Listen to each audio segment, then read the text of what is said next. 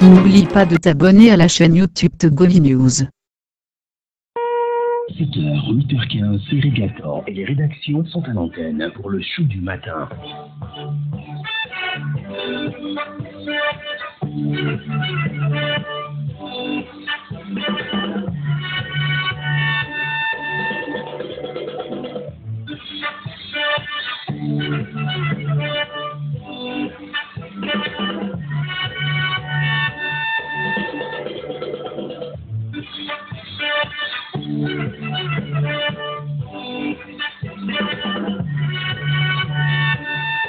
Madame, Messieurs, bonjour à tous, un nouveau jour qui se lève sur la radio, votre station, une nouvelle semaine avec des défis à relever bien sûr. Nous sommes très heureux de vous retrouver ce matin à bord du plus beau taxi du matin. Autant vous dire aussi que le temps est sérieusement menaçant. D'ailleurs, une grande partie de la ville de Lomé est en train d'être mouillée par la pluie. Prévoyez une parapluie, ainsi vous êtes obligé de sortir ou réfugiez-vous carrément dans notre sympathique taxi. Vous serez plus en sécurité d'ailleurs. Taxi Média Show, aujourd'hui c'est lundi 13 mai 2019. Il est 7h, presque 7 minutes à Tchévier et à Pomé. C'est dans la préfecture des yeux où vous nous recevez religieusement. Taxi Média Show, Régator. Dans les prochaines minutes, autour d'horizon traditionnel des rédactions, 4 rédactions à visiter ce matin, le quotidien Togo Matin, le quotidien Liberté, le site togomedia24.com, le journal Symphonie. À suivre aussi la page des sports. Ce sera avec Abdoulaye Kondo. Nous ferons une large page donc à l'actualité du football au Togo avec la fin du championnat. Peut-être hier, la 26e journée, sans enjeu, c'est vrai. ASK déjà champion. Fouadan et Bikenti relégués en deuxième division, les deux clubs qui ont d'ailleurs refusé de jouer la dernière journée. On reviendra largement sur ces informations avec notre confrère Abdoulaye Kondo. Vous écoutez Taxi Média Show.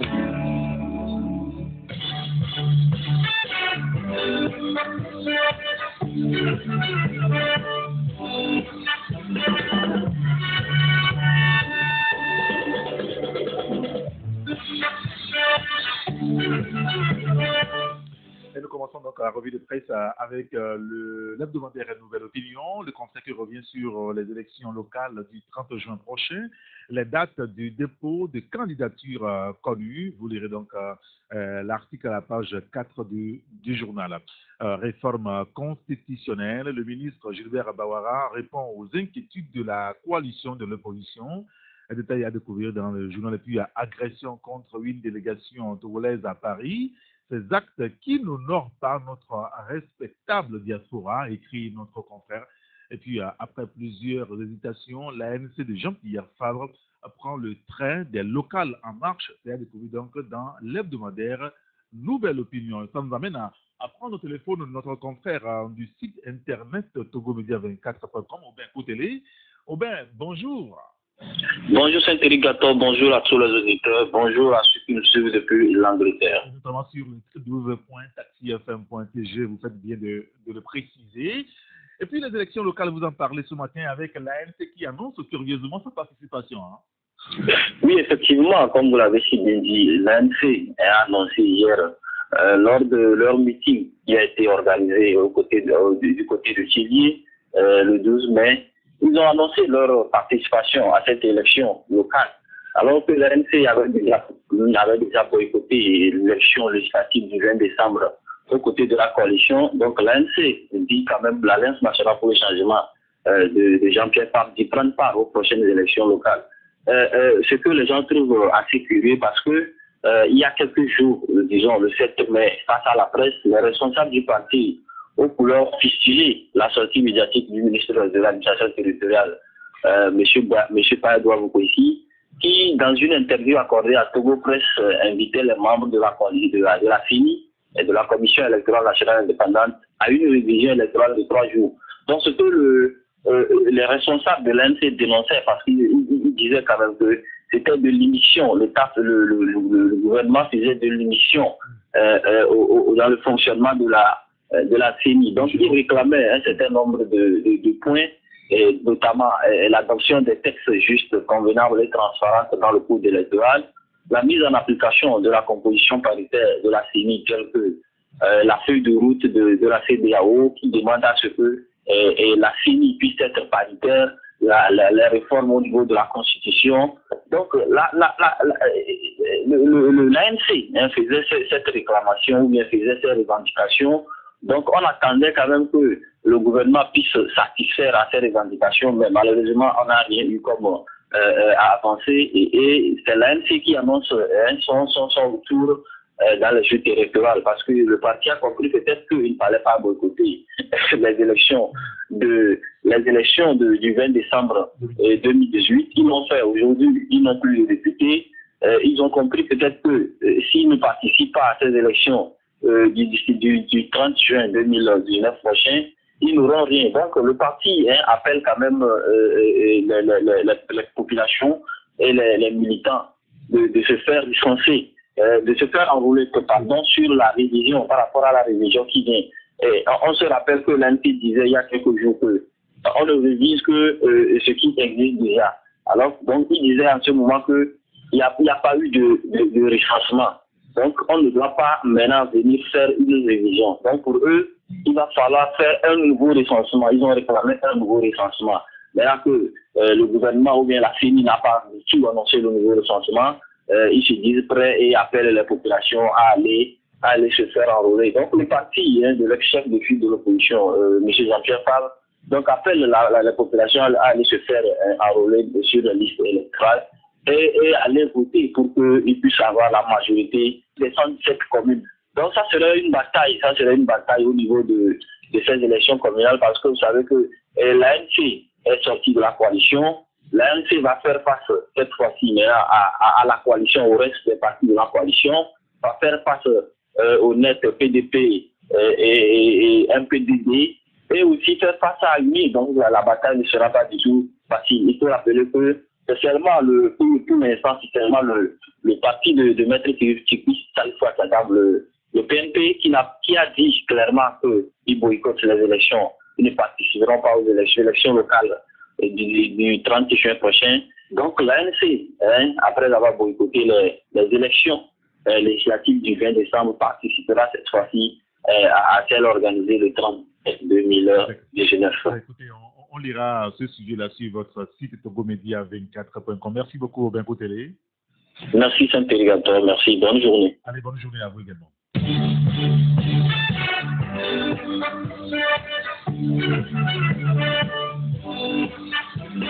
Il y a le billet hebdomadaire, le correcteur qui est aussi dans le quelques ce jour. Le concert évoque les réformes politiques au Togo, une diversion septennale pour consacrer la constitution de Fort.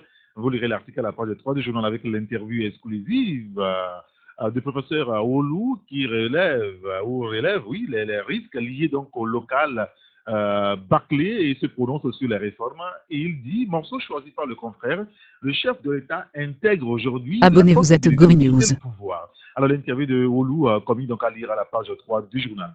Insécurité galopante au Togo, plus de 148 millions emportés. Yark Damran en réagit, c'est à lire dans le journal avec aussi le tournoi UFOAB des dames à Abidjan. L'équipementier Sergio marque de son empreinte la compétition. Le confrère revient donc sur le sujet. Et nous prenons au téléphone notre deuxième rédaction, c'est celle du quotidien Togo Matin.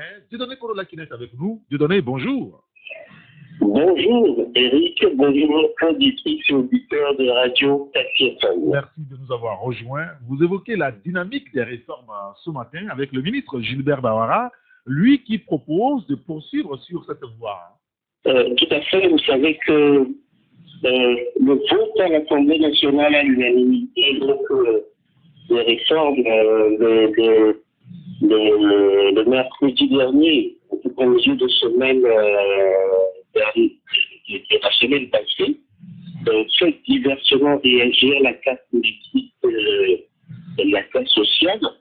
Alors, Gilbert Bawara, qui fait office donc, de la voix, qui fait quasiment office donc, de la voix officielle des gouvernements, donc, a réagi aussi au lendemain donc, de ce vote pour effectivement apprécier, traiter ce travail. Et surtout, et ça c'est l'aspect qui nous intéresse lundi matin dans notre édition du jour, donc le matin, l'aspect poursuite de la dynamique. Car effectivement, c'est vrai qu'il y a réforme, sur le plan institutionnel, constitutionnel, c'est acté désormais, mais il faut l'avouer, et puis il y a tout un travail à faire dans plusieurs secteurs. Nous convenons. Gilbert Bawara, qui se trouve être le ministre de la fonction publique, admet effectivement d'ailleurs qu'il y a réforme à faire effectivement, par exemple, dans le secteur social, dans le secteur de la fonction publique. Et ça, parce que en tant que nous sommes tous au courant que les grottes n'ont jamais manqué de ce coup, justement, effectivement, tous les secteurs qui composent effectivement l'administration publique, tous les secteurs qui composent l'administration publique. Oui. Et donc, Gilbert Bawara qui dit effectivement tout ça, qui nous invite donc à ceci, persévérons dans cette voie de l'ouverture des réformes politiques, sociales et économiques, et nous espérons, nous, à Togo matin, que son appel trouvera un écho. Et nous savons par exemple que le domaine de la santé a amorcé sa réforme avec la contractualisation, cette contractualisation même qui est diversement interprétée, qui joue sur plusieurs points de divergence, mais tout ça participe de la vitalité de la démocratie. Et nous espérons effectivement que l'appel de Gilbert Bawara pourra trouver un écho favorable. D'accord, très bien. Écoutez, on lira l'article à la page 3 de votre journal. Vous parlez également du développement communautaire. 9 quartiers de Lomé dotés de plus d'une vingtaine d'ouvrages sociaux collectifs. Et puis, la question des réformes et des locales, vous l'évoquez aussi dans votre journal Togo Matin, Dieudonné. L'Union européenne n'en demande pas mieux, quand même. Tout à fait. 24 heures après ce vote historique, il faut le dire parce que nous avons quand même tergiversé pendant plus de 13 ans sur le même sujet. Nous avons traîné les pas et enfin c'est ça. Et au cours de la soirée qui a fonctionné la journée de l'Europe, le jeudi dernier, on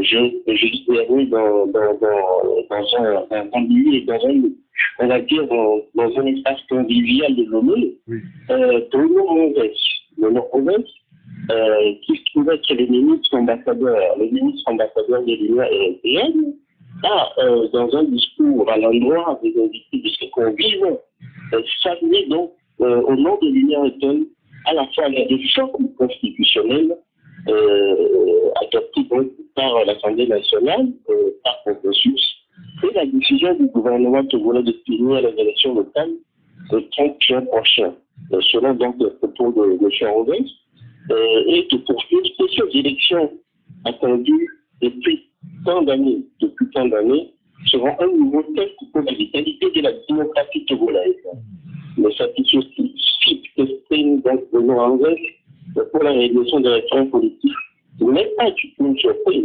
Nous savons que l'institution n'a jamais manqué la moindre occasion de rappeler au gouvernement togolais la nécessité de réaliser ces réformes.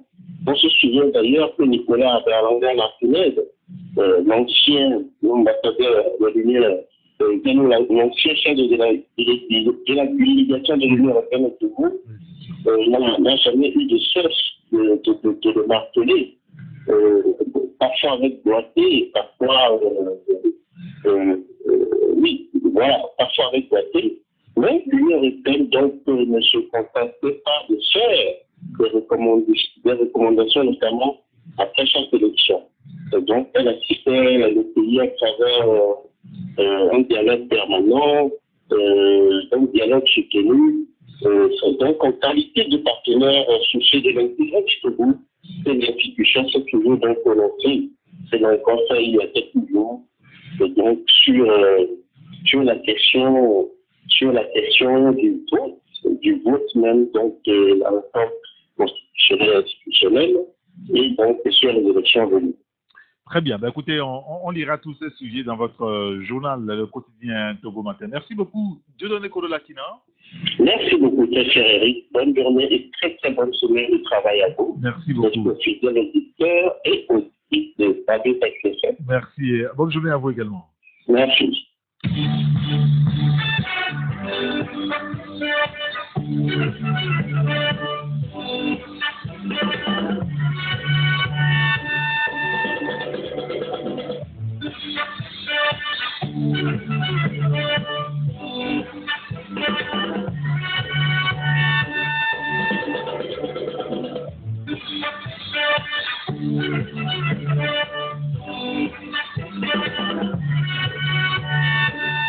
Avant de retrouver Médard qui est déjà au téléphone avec nous, il y a aussi les informations à découvrir sur le site togobreakingnews.info. Le confrère qui fait réagir ce matin, Adamou Beketi, qui dit qu'il faut sortir la justice togolaise du fond du gouffre. Rappelons quand même que l'Union syndicale des magistrats a tenu samedi dernier à Lomé son assemblée générale extraordinaire. La rencontre a permis quand même aux membres de cette organisation de réfléchir sur l'indépendance du juge et de diagnostiquer les problèmes qui minent le secteur judiciaire togolais. Vous lirez l'article sur le site togobreakingnews.info. Il y a aussi le mouvement des jeunes pour la paix, la cohésion et la sérénité au Togo qui a salué le week-end dernier donc l'aboutissement des réformes constitutionnelles et institutionnelles. L'organisation présidée par Razak Kouatija se félicite d'un grand pas vers une alternance sereine et apaisée au Togo. L'article à découvrir aussi sur le site togobreakingnews.info et nous accueillons Médard Amétépé. Médard, bonjour. Oui, bonjour. Alors, vous évoquez les réformes à la sauce UNIR, c'est ce que vous écrivez, en précisant les dommages collatéraux. Oui, nous sommes revenus sur les réformes adaptées la semaine dernière par les députés. Et nous relevons que la conséquence directe de ces réformes, c'est que l'alternance démocratique tant souhaitée par les Togolais ne se réalisera pas de sitôt, puisque après les 3 mandats qu'il est en train de boucler, Sonia Singbe se donne 2 mandats supplémentaires, ce qui lui donnera au total 25 ans au pouvoir, soit un quart de siècle. Et sans oublier les 38 années de règne sans bataille de son père, ce qui fait 63 ans pour la seule famille Nyassingbe. Et nous disons qu'il n'est pas exclu qu'au terme de ces 5 mandats, son Nyassingbe fasse tripatouiller la constitution pour rester à vie au pouvoir, comme son père l'avait fait en 2002. Et donc nous estimons qu'on tend vers la monarchisation du Togo. Et notre pays est déjà une anomalie dans l'espace CEDEAO et il se singularise davantage avec ces réformes taillées sur mesure afin d'assurer pour faire 5 mandats alors que tous les chefs d'État dans l'espace communautaire mettent un point d'honneur à quitter le pouvoir au terme de 2 mandats. Et récemment, selon le rapport de la campagne tournant, la page 88% des Togolais n'ont jamais connu que la seule famille Nyassingbe au pouvoir et le rapport classe notre pays comme la 10e dictature au monde derrière la Corée du Nord. Et nous estimons que cette dictature était renforcée davantage et avec les dernières réformes constitutionnelles opérées par l'Assemblée nationale. D'accord, très bien. C'est à la page 3 qu'on lira votre analyse. Vous parlez également d'un litige foncier à Zanguera et la loi du plus fort au centre des manœuvres. Et so Havana, Adoïch, le commissaire des impôts, cette manœuvre, c'est pour garder un terrain d'autrui, hein, c'est ça? Oui, et il faut dire qu'un litige foncier oppose depuis quelques années le commissaire général des impôts et un géomètre agréé qui a acquis en 1981 3 lots à Zanguera. Mais en 2009, le géomètre découvre à sa grande surprise que d'autres personnes avait entrepris des constructions sur l'une des parcelles et il découvrira que c'est un proche de son ancienne femme qui a vendu l'un des trois lots et au commissaire des impôts, M. Doyi et Soravana. Et le géomètre saisit alors et le vendeur et le commissaire par lettre pour leur signifier que les lieux sont sa propriété pleine et entière et qui déposent des preuves. Et le mur érigé sur le lot en question sera détruit plus tard sur instruction du chef des Angola parce qu'il sera l'origine des accidents de circulation. Le commissaire Doyi fait alors confectionner un autre pont sur l'un des deux autres lots du géomètre qui s'est même fait établir l'année dernière un jugement de confirmation de vente du terrain litigieux, une affaire qui crée une situation de tension dans la zone. Quand nous avons contacté le commissaire Doyi, il nous a dit qu'il a légalement acquis du terrain, mais qui ne se reproche rien, et cependant il se dit prêt à régler ce litige à l'amiable, ce que le 25 avril dernier, l'avocat de M. Doyi rend le règlement à l'amiable et assigne les géomètres dans les parcelles et ont été usurpés en justice. D'accord, très bien. Et puis, un troisième sujet que vous relevez ce matin, c'est la multiplication des victimes du champ de tir de vous à Pégamé. Un jeune qui reçoit une balle suite à l'entraînement des militaires de Téméga.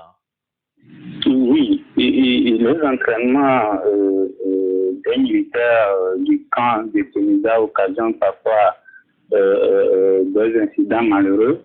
Et il arrive que des balles perdues atteignent mortellement des riverains du champ de tir. Et un incident s'est produit le 6 mai dernier. Un jeune homme a reçu une balle perdue en pleine jambe. Selon les témoignages, le jeune homme était dans la cour de leur maison. Quand il a reçu la balle à la cuisse et informé, les militaires l'ont évacué au THR d'Atapani où il a été opéré et la balle extraite. Et bien avant, 2 personnes, dont un enfant de 6 ans, a été mortellement atteint par des balles perdues. Et un autre élève a perdu un œil touché aussi par balle. Et avec cette énième victime, la population riveraine nous dit dans la peur. Et pour éviter que d'autres drames ne surviennent, elle souhaite que le champ de tir soit délimité et éloigné des habitations. Et voilà un peu l'essentiel des sujets que nous avons traités dans notre parution. Ben, écoutez, on lira tous ces sujets dans votre quotidien Liberté dans les kiosques ce lundi. Merci beaucoup, Médard Amétébé. Merci, Eric. Allez, bonne journée. Bonne journée à vous aussi.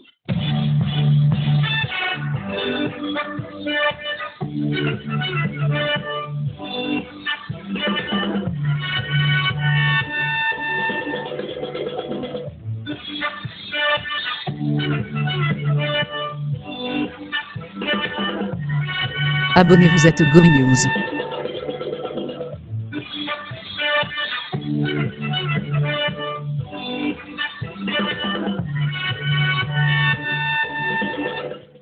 Et notre quatrième rédaction au téléphone ce matin, c'est celle de Bimensuel Symphonie. Et nous avons avec nous Yves Gallet. Yves, bonjour. Bonjour, Saint-Éric. Merci de nous avoir rejoint, Yves. Alors, la Symphonie, dans sa parution, la dernière, pas celle de ce matin, publiait un article dénonçant le favoritisme au niveau de l'Office togolais des recettes. Vous avez eu un droit de réponse de l'intéressé que vous publiez dans la parution de ce matin. Alors, nous, on a envie de savoir, de quoi s'agit-il exactement, Yves? Oui, Saint-Éric. Nous avions, dans notre précédente parution, fait un article sur le triomphe du favoritisme à l'Océan. La personne indexée dans cet article nous a adressé un droit de réponse que nous avons publié dans notre présente parution. Et nous avons pris soin de faire notre petit commentaire de ce droit de réponse. De quoi s'agit-il réellement? Et les agents de la division des opérations douanières du port autonome de l'Union participé en novembre dernier à un concours de recrutement interne pour 8 postes. Le dit concours s'est déroulé en 3 étapes. Et il y a la présélection, le test écrit et l'interview. Nous dénoncions précédemment qu'un agent des douanes, en la personne de Duello, elle se trouvait être la fille d'un député de la 6e législature. Nous dénoncions qu'elle n'ait pas participé aux 2 premières étapes du concours, mais elle s'est retrouvée qualifiée pour la 3e étape. Cette dernière a réagi au lendemain de la publication en nous adressant un droit de réponse dans lequel elle déclare solennellement avoir passé régulièrement ce concours, comme tous les autres candidats, sans aucun traitement de faveur. Et le droit de réponse est truffé d'une inaptitude, disons, que nous avons tenu à relever pour soutenir notre position. Donc, nous confirmons que Dame Biléo a bel et bien fait acte de candidature pour ce concours. En revanche, elle n'a pas passé régulièrement ce concours comme tous les autres candidats. Et pris à l'appui, nous affirmons avec la plus forte certitude que Dame Biléo, et après la présélection, a brillé par son absence le jour du test écrit, qui s'est déroulé le 2 novembre 2018. Dans la salle de réunion de la division des opérations douanières Lomé-Con. Et nous en avons la preuve, comme je le dis, c'est la liste des résultats du test écrit sur laquelle figure le nom de retenu et de non retenu pour la dernière étape qu'elle interview. Donc, contre toute attente, Dame Léo a été présente à l'interview et nous annoncions dans notre précédent article qu'elle est déjà admise avant l'examen. Jean-Éric, et le fait aujourd'hui nous donne raison. Dame Biléo, à l'issue de ce concours, est propulsée chef de division douane aéroport de Lomé, au nez à la barbe de ceux qui se sont triturés l'éminence à l'écrit. Et vous savez que sur 15 personnes engagées dans ce concours, au finish, on avait besoin que de 8. Et donc, il y a certains agents qui ont réussi à l'écrire. Qui sont recalés pour n'avoir pas atteint une certaine moyenne après l'interview. Au moment où Dame Biléo, qui n'a pas du tout passé le test écrit, est royalement propulsé. Nous disons que le poste de la promotion aujourd'hui ne sont plus l'apanage d'une ethnie ou d'un clan. Il faut promouvoir, si on veut un Togo paisible, le mérite, non la médiocratie, le clientélisme, le favoritisme. Ce genre d'inflation dans l'administration Togo n'a qu'un seul intérêt, mettre à mal la cohésion sociale et renforcer les divisions ethniques, il faut le dire. Et ce sont des mots que le chef de l'État et son gouvernement s'échinent à combattre par tout moyen. Nous interpellons la haute autorité de lutte contre la corruption à se saisir de cette affaire et à ouvrir une enquête.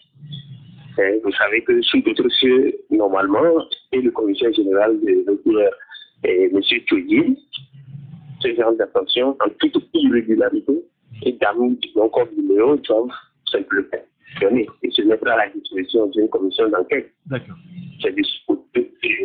Disons que c'est de ce pays que nous rêvons tous, chers élus. Bien sûr, bien sûr. Ben, écoutez, on lira le droit de réponse de Biléo dans votre journal et puis votre petit commentaire derrière. C'est à la page 3, tout ça. Et puis, vous parlez également de la prolifération anarchique des stations d'essence. Yves, attention, danger public, s'exclamez-vous ce matin. Oui, nous avons réalisé ce dossier pour tirer la sonnette d'alarme en attirant et l'attention des uns et des autres sur les stations auxquelles nous expose le phénomène de la prolifération anarchique des stations d'essence dont l'ampleur devient plus importante et ces derniers temps à Lomé et particulièrement dans ces banlieues dont à Gouin-Nivé. Lomé et à Gouin-Nivé sont devenus aujourd'hui de véritables poudriers. Il suffit d'une bûchette d'allumettes ou d'une cigarette mal éteinte pour les exploser.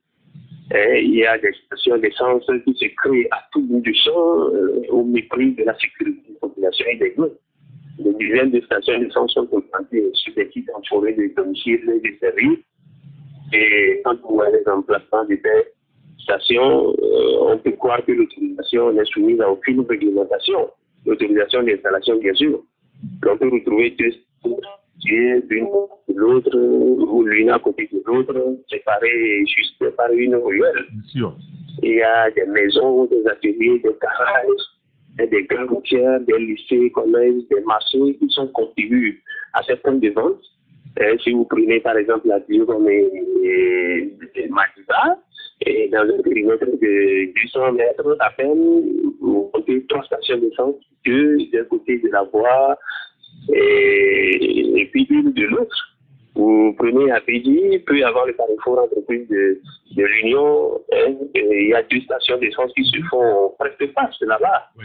Sur le on retrouve un peu plus loin 2 stations d'essence qui ont eu. Bon, nous avons indiqué plusieurs autres actes sur lesquels on remarque cette opération anarchique des stations d'essence. Et l'explosion d'une station d'essence au Ghana, c'était sur le jour, et là, on s'en rappelle, près de 100 morts et des dégâts matériels importants. Donc, ça rappelle encore ces images terrifiantes. Ce malheur, ne pensons pas que cela n'arrive qu'aux autres. Il peut frapper le Togo à tout moment. Ce n'est pas une prophétie de mauvaise augure. C'est un cri d'alarme que nous lançons à l'adresse des autorités compétentes, des organisations de la société civile et même des populations pour prendre la mesure de la gravité des éruptions sauvages des stations d'essence sur tout le territoire. Oui. Et l'on se demande comment on peut exposer la vie de centaines de personnes en édifiant à tout va des stations d'essence où sont stockés des milliers de litres de liquide inflammable alors qu'on ne dispose même pas de services pompiers hautement qualifiés et des équipements sophistiqués requis. Eric, vous vous rappelez l'incendie du marché de Lomé, une bataille qui a été remportée par les flammes sur nos sapeurs-pompiers qui ont dû appeler au secours leur homologue du Ghana. Imaginez, le ministre, dans une station d'essence située au milieu des habitations à Lomé ou à Gagné, songez un peu à la peine. Oui. Vous avez des frémissements jusqu'à la complexité de ce que cela peut entraîner comme catastrophe. À chaque coin de rue, l'on veut créer une station d'essence. Il y a des médecins qui sont rachetés pour pouvoir ériger à la place des stations d'essence. Alors que sur la nationale numéro 1, par exemple, si c'est né dans les grandes villes, il est difficile de trouver en route une station d'essence. Plusieurs localités de l'intérieur du Togo sont sans le moindre point de parcourir plusieurs kilomètres au point de vente de carburant avant d'acheter 1 ou 2 litres. Nous avons les témoignages d'habitants de Togoville qui nous disent que pour acheter du carburant à la pompe, le coin le plus proche qui est situé à 10 km, sinon à Haute ou à Névo, à une vingtaine de kilomètres. Et la solution la plus adaptée, c'est Boudet. Mais l'on fait toute la guerre farouche qui est faite sous commettant du carburant. Les organisations de la société civile, disons-le, ne devraient plus été actualisées. Et puis, les hauts risques auxquels les populations sont exposées. Et puis, nous interpellons aussi les députés de la 6e législature. Ils doivent prendre la mesure de la gravité de ce problème de sécurité publique. Les textes qui réglementent le secteur doivent être tout simplement relus et modifiés. Il y a nécessité de revoir toutes les Abonnez-vous à Togo News. D'utilisation et d'implantation des dépôts d'hydrocarbures et puis la distance minimale à respecter entre ces établissements et les habitations, les écoles, les marchés, les services, les camps militaires surtout. Quand vous prenez par exemple la peine de paix sur l'accès échangeur Negbatito, le camp de la brigade de prévention rapide et une station d'essence ne sont séparées que par une ruelle. Vous voyez un peu. Donc, l'on doit également, pour finir, disons qu'on doit compter sur la rigueur, le sens d'organisation et la probité du nouveau ministre en charge du commerce et de l'industrie, qu'on doit dédier, pour mettre fin à cette anarchie royale qui caractérise certaines activités et avant son arrivée à ce poste-là. Très bien. La prolifération anarchique des stations d'essence. On lira le grand dossier dans votre journal de Symphonie ce matin. Juste un mot sur ce qui s'est passé en France il y a quelques heures, sinon il y a 2 jours. Au nom du PND, Germain Meba, écrivez-vous. Oui, Germain Meba et sa délégation ont été tous de farine à Paris au nom du PND. Et il faut faire remarquer que des attaques systématiques contre des délégations officielles togolaises deviennent un sport favori pour des Togolais primitifs d'une diaspora inconsciente. Avant-hier, il s'est produit une scène des plus absurdes, des plus avilissantes pour l'image de notre pays à l'international. Une délégation conduite par Germain Neba, le président de la Chambre de commerce et d'industrie, et alors qu'elle présentait aux investisseurs le plan national de développement, a été enfarinée par des individus lugubres. C'est le régime au pouvoir, bien évidemment. Il y a une vidéo qui a abondamment relayé sur les réseaux sociaux cette scène. On y voit plusieurs personnalités couvertes de farine et méconnaissables. C'est acte odieux et répréhensible. Et avec quelques jeunes qui se sont invités à l'événement et qui ont fait irruption dans la salle pour foutre le bordel. Donc, ces attaques deviennent récurrentes et posent véritablement la problématique de la sécurité des responsables togolais en mission à l'étranger, particulièrement dans les pays européens. Il s'impose maintenant la nécessité de prendre des dispositions requises, mais aussi tout de suite des auteurs de sanctions tolérables. Nous disons que ces agressions qui se répètent sur le territoire français traduisent clairement l'indifférence et la non-préoccupation de la France quant à la sécurité des officiels togolais dans les zones. Et c'est un problème très grave. Ça hérite. Écoutez, on lira tous ces sujets dans votre journal Symphonie dans les kiosques ce matin. Merci beaucoup, Yves Gallet. Merci, c'est vrai, et bonne émission. Merci et bonne journée à vous. Bonne journée.